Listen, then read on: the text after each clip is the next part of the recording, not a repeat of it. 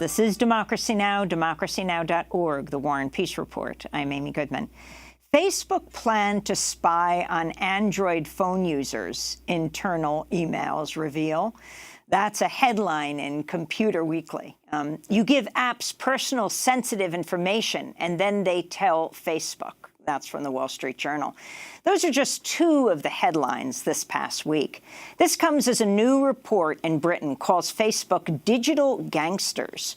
We end today's show looking at how corporations have created a new kind of marketplace out of our private human experiences. This is the focus of an explosive new book that argues big tech platforms like Facebook and Google are elephant poachers, and our personal data is ivory tusks. The book is titled The Age of Surveillance Capitalism: The Fight for a Human Future at the New Frontier of Power. Its author, Shoshana Zuboff. She writes, quote, "At its core, surveillance capitalism is parasitic and self-referential. It revives Karl Marx's old image of capitalism as a vampire that feeds on labor, but with an unexpected turn. Instead of labor, surveillance capitalism feeds on every aspect of every human's experience."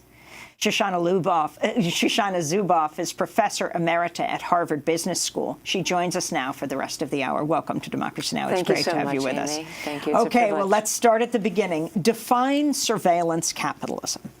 Surveillance capitalism departs in many ways from the history of market capitalism, but in a fundamental way, it is continuous with that history. We know that capitalism has evolved by taking things that live outside of the market, bringing them into the market dynamic, transforming them into commodities that can be sold and purchased. So famously, industrial capitalism claims nature for the market. It is reborn as real estate, as land that can be sold and purchased. It claims work for the market, reborn as labor that can be sold and purchased. So surveillance capitalism continues this tradition, but with that dark twist. In our time, surveillance capitalism claims private human experience for the market dynamic as a free source of raw material that is translated into behavioral data. These data are then combined with advanced computational abilities to create predictions of what we will do, predictions of our behavior, predictions of what we will do now, soon, and later. And these predictions are then sold to business customers in a new kind of marketplace that trades exclusively in human futures.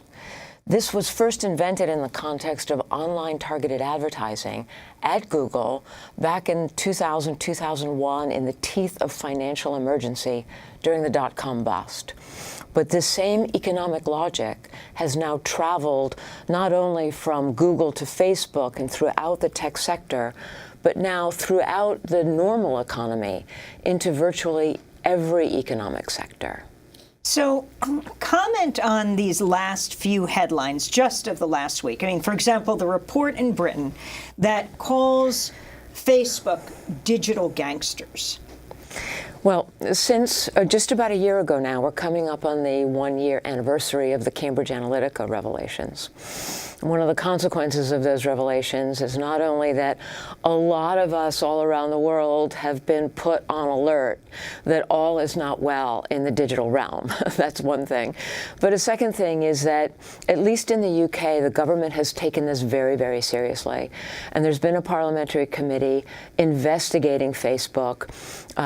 This committee was able to get leaked documents, secret documents from Facebook that had not been reviewed by the public. And just last week, they issued their 108-page report.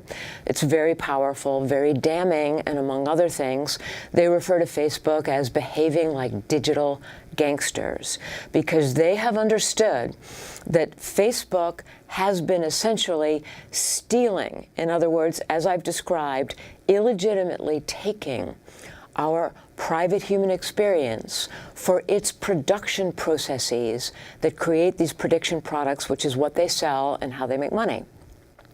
The key thing that I want our viewers to know is that surveillance capitalism doesn't stop at Facebook. And right now, it's a hugely positive development that we are looking at Facebook with this kind of scrutiny and perhaps moving to finally regulate this corporation. But that is the beginning, not the end of our challenge. Surveillance capitalism is an economic logic that includes but moves far beyond Facebook at this point in time. And so we are going to need the social response that addresses, interrupts, and outlaws this new economic logic, not just a single company or not just a couple of companies. You write, a global architecture of behavior modification threatens human nature in the 21st century. Explain. All right. Well, once you understand that surveillance capitalism is an economic logic, it is not the same as technology. This is one of the big lies that has been perpetrated, that these methodologies are the only way that digital technology can work, that there's an inevitablist propaganda that has been fed to us. So we need to pull these issues apart. We have digital technology, which we believed would be emancipatory, empowering, democratizing, and it still can be. In the last 20 years, it has been overtaken, hijacked by an economic logic whose economic imperatives put it on a collision course with democracy, both from below and from above. One of the things that surveillance capitalists learned is that the most powerful predictions of human behavior come from actually intervening in our behavior, touching our behavior, to nudge, to influence, to tune, to herd our behavior toward its commercial outcomes. And what this has done is made them take hold of the digital milieu, all of the devices, beginning with our phones and our laptops, but the sensors, the facial recognition, the smart dishwasher, the smart television set, the smart car, the smart city.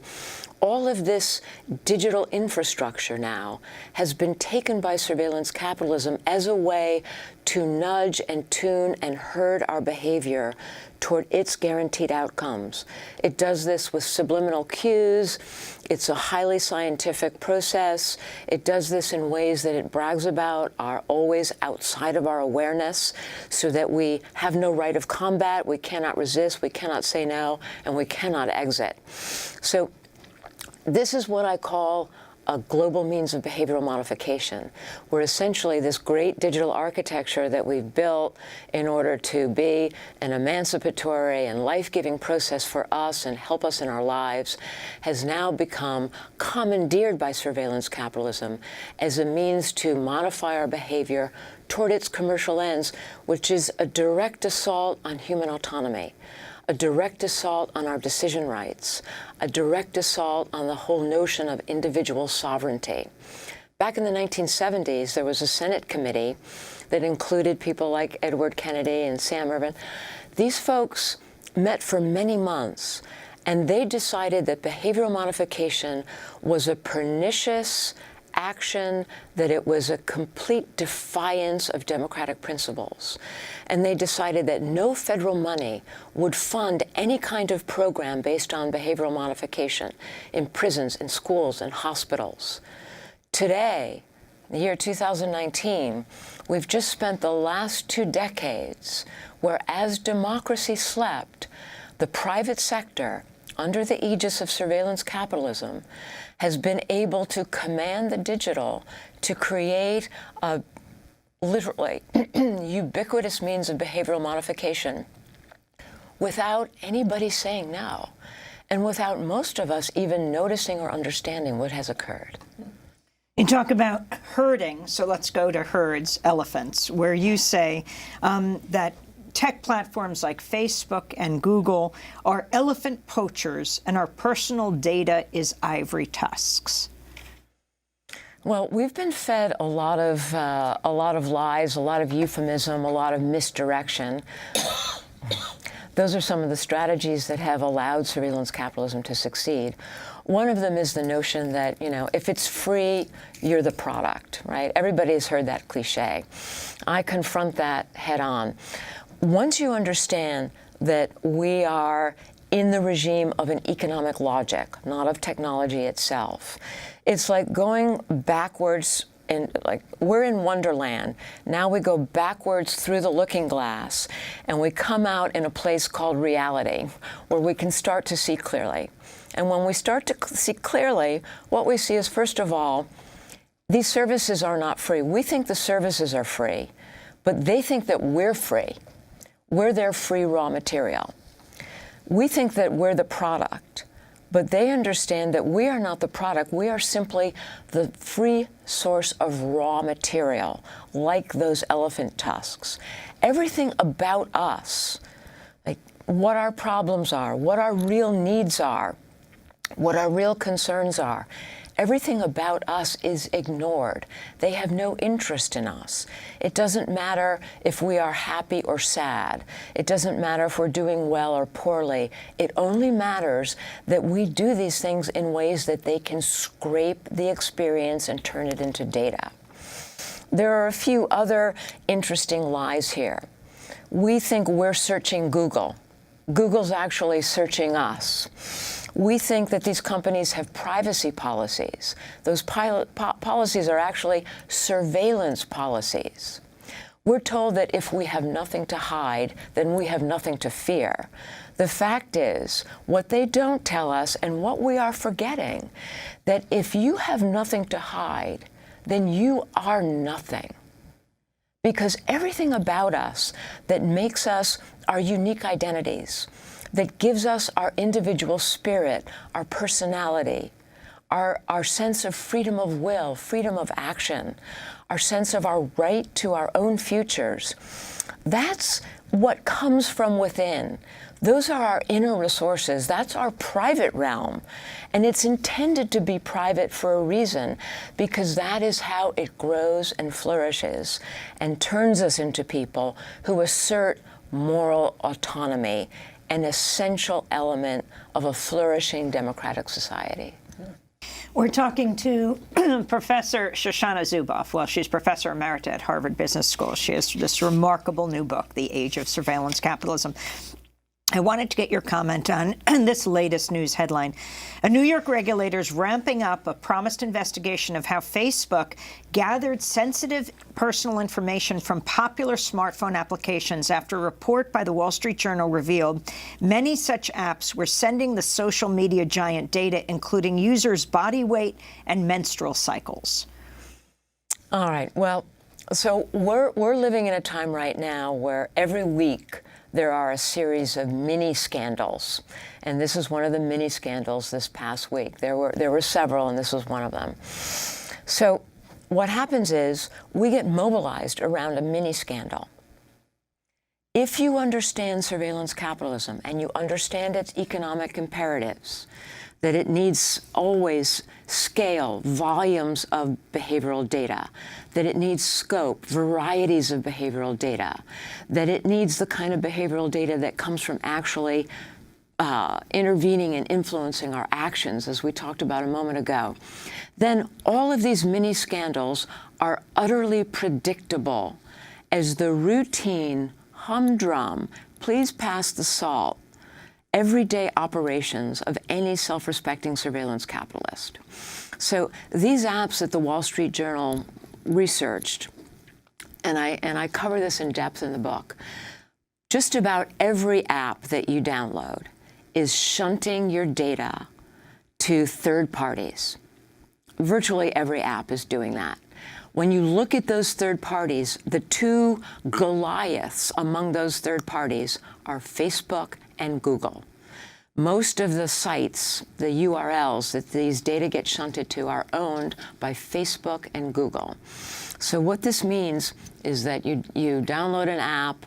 Many of these apps are, we use them to help us with our daily life because we have needs that, we need support. No one's really helping us with our lives. Certainly our institutions are not. So we have apps that help us with our health, that help us with our fitness, apps that help us keep track of our menstrual cycle, apps that help us think about our mental health. These very personal information going into these apps, it doesn't stop there. All going to third parties, primarily these Goliaths, Facebook and Google. In this, we're finishing up this segment right now. Then we're going to do part 2 and post online at democracynow.org. But what surprised you most as you did this research? At every stage of this research, there were times when I would be sitting in my study. I worked on this book for 7 years. I'd be sitting in my study, and I'd start screaming, literally out loud, often to no one but my beautiful dog, because there were so many revelations for me. I think the biggest one is understanding that we're entering the 21st century now with a new domain of social inequality. We've been focused on economic inequality. It's tremendously important. We now enter the 21st century where private surveillance capital has institutionalized asymmetries of knowledge unlike anything ever seen in human history. They know everything about us. We know almost nothing about them. We want to thank you so much, Shoshana Zuboff, Professor Emerita at Harvard Business School, author of the new book, The Age of Surveillance Capitalism, The Fight for a Human Future at the New Frontier of Power. I'm Amy Goodman. Thanks.